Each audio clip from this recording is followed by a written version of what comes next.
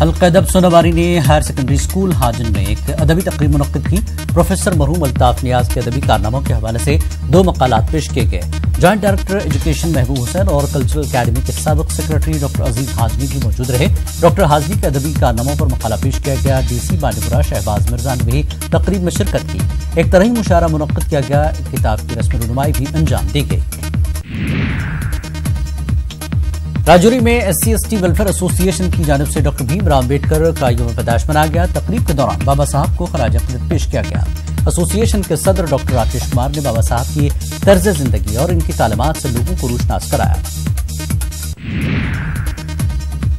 लेह में अम्बेडकर जयंती मनाई गई। पोलो ग्राउंड में मुनक्कदा तकरीब में स्कूली तलबा समेत दर्जनों अफराद ने शिरकत की। इस मौके पर डॉक्टर अम्बेडकर को भरपूर खराज पेश किया गया। करगिल में बैसाखी त्यौहार मनाया गया। तारीखी गुरुद्वारा वाक़ बाल्ती बाजार में सिख तबके ने रिवायती जोश खरोश के साथ इस त्यौहार को मनाया। यहाँ पर गुरुद्वारा और मस्जिद की दीवार एक ही है और मुख्तलिफ तबकों के लोग आपसी भाईचारे से रहते हैं। गुरुद्वारे के प्रबंधक सरदार करण सिंह ने मजहबी रसूम अदा किए।